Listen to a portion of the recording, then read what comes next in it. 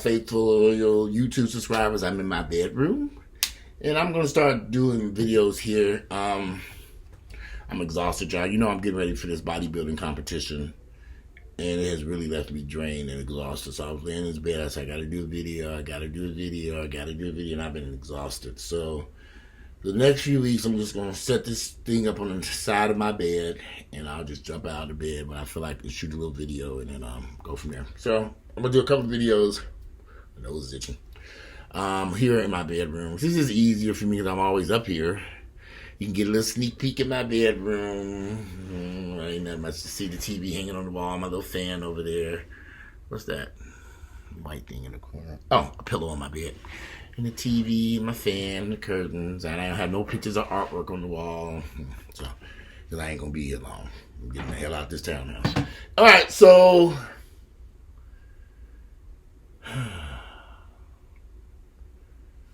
Botham John, Joshua Brown, Amber Guyger. What? Okay, listen, y'all. I know a lot of y'all believe wholeheartedly that Amber Guyger and Botham John were having an affair, and she got jealous or angry, and she went to his apartment and shot and killed him. That's what many of you all think. And now, Joshua Brown, the key witness, he really wasn't no key witness, he didn't see shit, he just saw what he heard, and he didn't see nothing, was shot and killed last week, or early, when was he shot and killed? Friday? He was shot and killed, and now people are saying that his death was a hit. Well, it seems that we are destined to, this whole case is going to be filled with conspiracy theories, confusion, and chaos, and lies. Because so many people believe, although it wasn't presented in court, that Amber Guyger and Botham John, I get confused, were in some type of relationship. So my laptop got stuck. I'm on a new laptop, and sometimes it sticks. I don't know why. And before I need to, something strange about that. I may need to reboot the software on this thing, but sometimes it sticks. So anyway, I don't know why people are just really running wild with these conspiracy theories that she was in some type of relationship with this young man. Although in court, nothing, they went through her phone. They found text messages that she deleted, that she was sexting or having text messages, sexual type text messages that she was sending to a coworker. They found those messages. They found her racist text messages, but they didn't find anything, nothing saying that she knew this man whose apartment she accidentally walked into. People say that's a lie. So I can say, well, if it's a lie, well, what happened? Some people are angry with me. Wow, so you know that's not what happened. Well, what happened? Explain it to me, because I'm confused. They took this woman to court. Y'all think that they omitted the evidence that she was having an affair, having a relationship with this man? That they would hide this? The courts? Why? I don't know. So now this other key witness is showing up shot to death outside his apartment. So people feel like this was a hit. Well, why didn't they kill him before he went to testify? If they wanted that man dead, if somebody wanted him dead that was related to this trial, why didn't they have him killed? They had plenty of time to kill him before the trial started. Why didn't they kill him then? I'm confused. Why would they wait until after the trial? So I think they said it was a $100,000 reward for the capture of the people involved in this young man's death.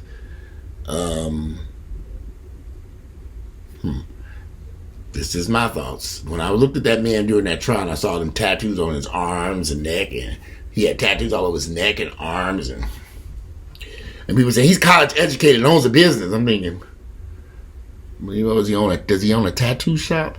Well, I don't know what the man did. I don't know what's got caught. I don't know nothing about it. I didn't even research it. But we'll find out if this was related to his death. If his death was related to this case, even though I just don't see it. I personally don't see that, but I'm sure y'all would argue me down. Walter, you don't see it? He was shot and killed because he testified against Amber. But he didn't really see nothing. He just heard something. I mean, he was in his apartment. He didn't witness the whole thing. You know, so listen. I don't know. I know a lot of black folks really love these conspiracy theories. They love them. They love them, love them, love them. They live by them. I remember when we was a little kid, we was told not to eat Church's chicken because there was a fried rat inside Church's chicken. That's what and the chicken wings were so big because they pumped them full of steroids and all kinds of stuff. They're trying to kill people in the ghetto. Black folks will come up with some stuff. Conspiracies. It's unfortunate that man was shot and killed. Let's just see who really killed him. They may find out. Maybe there's something going on that we don't know. But if they wanted him dead, why would they wait till after he testified?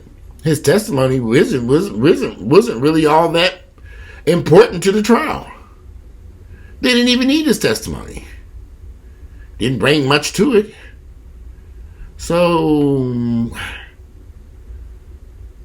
I'm not buying that he was shot and killed. I know y'all gonna buy that. Walter, you're crazy. I'm just not into all these conspiracy theories that you all like to run around here with. Show me the evidence. Proof. You know, if Botham John and Amber Guyger, if Botham and Amber were having a relationship of any type or even knew each other, it was not presented in that courtroom. So you all seem to think that they will omit that on purpose. They purposely omitted that information. That's what you all think took place? I'm just trying to understand it.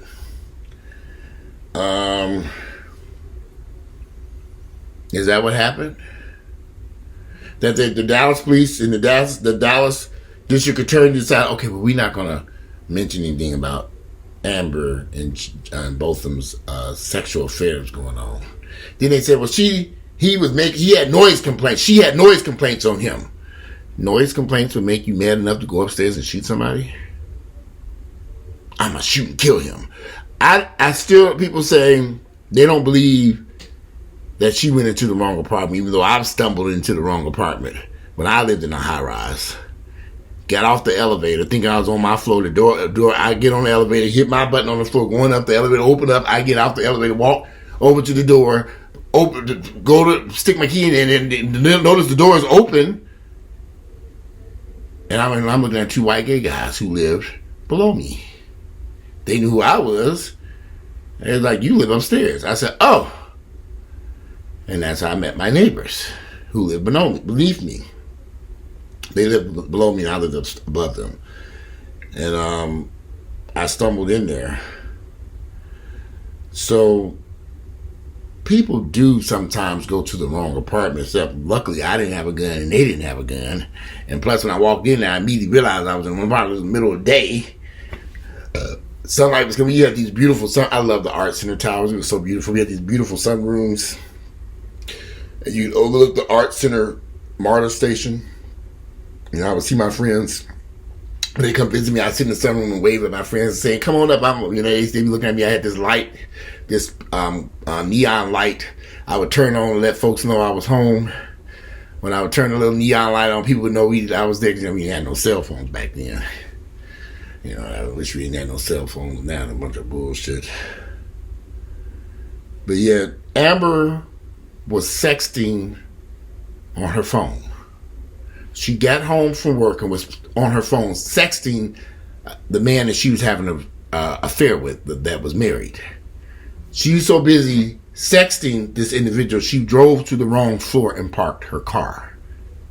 On the wrong floor, she got out of her car, still sexting and texting on his phone after she said she worked a long shift, but she's busy enough to be sexting on his damn phone. Went to the apartment and stuck her key in the door, and the door went open. She didn't realize she was at the wrong apartment, and then when she opened the door, she went to open it, and John left his door unlocked. Now, me and Earl have lived together damn near 23 years. You talk about a nigga leaving a door unlocked? I lock every goddamn thing. But Earl will come in, middle of the night, he might be wherever, at a party club, whatever, leave the door unlocked, open sometimes. I'd be like, huh? I look at the door and say, is that door cracked? So I had got to the point where when Earl would come in, I immediately go behind him. Sometimes Earl would literally left his key in the door. Stuck in the door, I open up the door, and there's the key. Sometimes the key would be in there all night, and we'd be looking for his keys the next day. I walk up the door, open up the door, and there's his key. I say, here's your key right here. In the door. So when you live with some people are just not cautious about certain things. I'll be in bed sleep. Now I live over here by myself. And I'll wake up in the middle of the night. Let me go see if this door is locked. And I get up and go down there and check them doors. And sometimes my black ass, here by myself, has found the doors unlocked. I said, oh, this door is unlocked. I came here and didn't lock the door. So, but my mind told me, you need to go check that door and see if it's locked. Because something in the back of my mind was saying something ain't right. Because my mind didn't remember locking that door. I got 2 locks on this damn door. So I have family members who never lock their doors. This man coming from an island, a small country, probably crime rate is 0, knowing all his family members and friends and neighbors who probably grew up, probably was never really in an environment where he felt he needed to consistently lock his doors. Came home and didn't lock his door. Now, I don't know what Earl's problem is, but Earl has such a hard time locking the door around here. Even where Earl lives at now, he has left his door unlocked. I left the door unlocked all night long. I said, well, that's not unusual, Earl. You do that all the time. Lock the door. Can't be that hard, but some people struggle with that. But they don't really, if they've never had an issue with somebody coming into their home, or somebody robbing you or stealing your shit, but I'm from Gary, Indiana, I'm just used to locking doors. And I ain't gonna make it easy for somebody to easily get into my house and shoot my ass. You gonna have to kick that motherfucking door down. So I'm always locking doors. Now, like I said, sometimes I've made some mistakes and left the door unlocked. I think we all have done that. I think we all hook up the next day, oh shit, I left this door unlocked. But for the most part, speaking for myself, I like to lock my door. Like I said, I'd be asleep. I'll wake up. Let me go down and make sure the door's unlocked. And I'm on the 3rd floor. So I have to go down to the 1st floor, 2nd floor, check that door, then I'll go down to the bottom floor and check it too. And I'll sometimes open up that garage door and make sure that the door has gone all the way down. Because I never forget many, many years ago, me and Earl lived in a horrible neighborhood in the old 4th Ward before the old 4th Ward intensified and became a luxury white neighborhood. Back in the day, it was a neighborhood full of poor niggas, and the crime rate was off the chain. One night, I pulled into the garage and, I closed the garage door, the electric door, hit the button, closed the garage door. I guess the door bounced back up. But the next day, Earl got up and went to work, and he, at this point, we had cell phones. He called me back. He said, did you leave that door open? The garage is open? I said, the garage door's open? He said, yeah, the garage door's open. I went down there and looked, and I said, damn, this damn door's open. It had been open all night long. That could have been a bad situation for our black asses. Could have been horrible. So I always check them garage doors to make sure that shit's closed. And the next place I go to, they now have alarms that will tell you if your garage door is open or closed. And they wanted to do that here, but I said, shit, I ain't spending all that damn money for this. I ain't gonna be here long at all any damn way. So I just got off the phone with a mortgage broker. Now, I got you approved. I said, good, let me go find me a cheap house with a 3-car garage. So anyway, he left his door open. He left his door unlocked. And that heifer came in there, saw his black ass, and panicked and shot him. She got 10 years in prison. Should she have gotten more time? Of course. She should have got more time than 10 years in prison. But this is about right for manslaughter.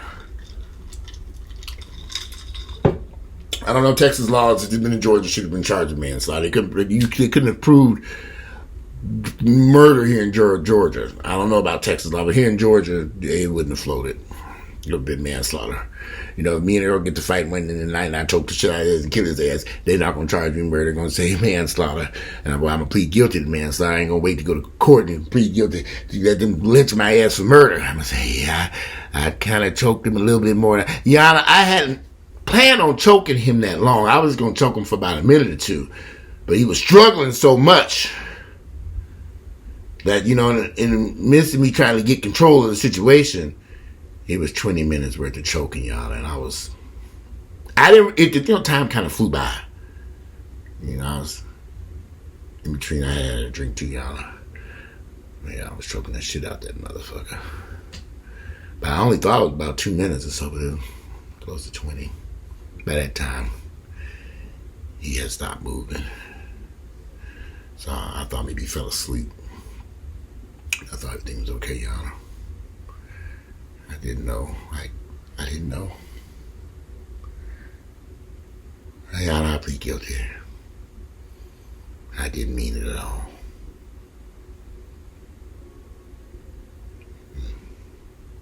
That's how you end up with manslaughter charge. Choking a nigga for 20 minutes when you only meant to choke his ass for about a minute.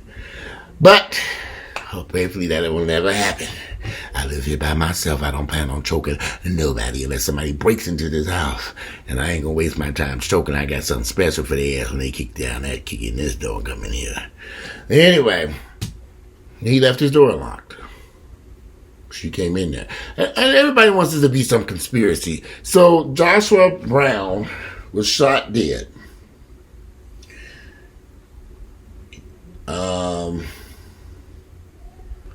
Joshua Brown was shot dead. They say he was delivered key testimony in the trial. Oh, we'll find out. There's a $100,000 reward now for that's out. I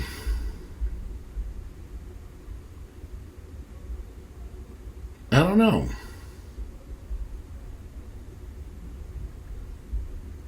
I don't know. Maybe I got it wrong. But if they wanted him dead, why didn't they do it before the trial? That's all I'm saying.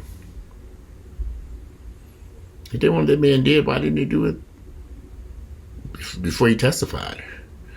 So that's just my thoughts on it. But I know y'all say I got it wrong. Amber was having a relationship with both of them. Amber and both of them were having a relationship, and she wanted revenge. And maybe look. I don't know y'all need to stop reading the National Enquirer, because something I don't know where y'all be getting this shit from. But that's what everybody says. I got it wrong. Everybody says I got it wrong. So, but then some people were attacking me because I said I was cool with that young man, the 18-year-old kid, Bolton John's brother, testifying in court, and then that he didn't want her to go to jail, and then he gave her a hug, and he said he forgave her. I said I was okay with him and that issue, how he handled that, because that's how he was dealing with his brother's death. He didn't want the hate and anger in his heart no longer. He wanted to be free from that. And so I get it. I've struggled with forgiving people for shit that happened 10 years ago. I know how that feels to continue. And that's just a problem I know I have. So I try not to deal with people so much. I won't have to have that issue. Because, y'all, I mean, shit, look, I ain't perfect. So I kind of find it admirable of him. I didn't say I was going to do the same thing or that was right for me. I said it was right for him. Yeah, it was. I didn't say his family. I just said anybody else. I just said if that's how he chooses to handle the grief and loss of his brother, so he can get up the next day and find peace with the situation, that's fine. Then people say, why didn't you do the same for Xavier? Well, I didn't say. And I'm going to talk about that in another video about this Xavier situation. Give y'all an update on that. Because a lot of people were attacking me saying, you know, why did I go through all this stuff with Xavier? Well, y'all have to understand, this young man who testified, his brother was killed a year ago. This man has had a whole year to lay in bed and think about this shit every night. He's dealt with his family members, his mother, his brother. Grief can overwhelm you. I've been down that path. The loss of a loved person, somebody that you care something about.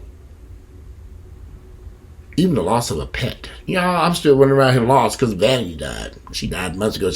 But people say, well, she was just a dog. Well, Vanity was by my side for 20 years. And as you all notice, there are no dogs walking around in this video. I ain't getting no dogs either. But ain't no pitter-patter, any feet running around here. You know, this video is quiet now. But I kind of miss Vanity in Vegas. And Axel. And Oreo. And every other dog I had. And I don't want no more. Who knew pets could have such an emotional... You know, I was driving down the street and I saw this dog that kind of looked like Vanity. And I just kind of looked and I kept staring at the dog. I don't know what I'm talking about. I just thought I was crazy. But I just was staring at the dog and staring at the dog. And I said, wow, she really looks just like Vanity. And I forget that Earl knew exactly. Vanity was a Cocker Spaniel. There's certain colors for them. They call them certain names. And Earl knew the exact name of what Vanity was because she... I forget how we got Vanity. He went and got Oreo. He went and got Vegas on his own. But yeah, so anyway, kind of rambling. But that young man made a decision, and I said I was fine with it, and people attacked me. I said I was fine with the choice that he made if that gives him peace. And I think people misunderstood me. I didn't say it was fine for me. I said if that's what gives him peace and helps him to sleep at night, with the death of his brother who died at the hands of this woman who shot him, if this gives him a little bit of peace, and if that makes him happy to forgive her, and if he wanted to give her a hug just to release that pain that he had, and that anger he had towards her, which I'm sure it took him some time to get to that point where he could get at her for a hug. And if you ever watch, there are certain shows on TV where they bring the victims of crimes together with victims and they bring these two people together, people who've been victims of crimes and the perpetrator. And there's a couple of shows I've seen. And for some people, they wanted to talk to that person that killed they wanted that closure. Sometimes we all need closure, whether it's from a relationship, a bad job, a death in a family, or somebody killing your loved one. Sometimes you just need that closure. And that for him, I'm fine with it for him. Now, this whole thing about me and Xavier, that's a whole other situation. I couldn't even believe why people brought that up. I'm like, what does this have to do? What does me and Xavier have to do with both of them, John's brother? I'm like, huh? Anyway, I'll deal with that in another video. Anyway, it's getting late. Today it is Monday, October 7th. I didn't even say the date today. Monday, October 7th, the year 2019. And I'm out of here. You guys, this video's a little bit longer than I want to. Monday, October 7th, the year 2019. I'm out. And I might come back in a few minutes to go a little bit, give you my thoughts on this whole Xavier thing, which is coming to a close. Anyway, I'll be back.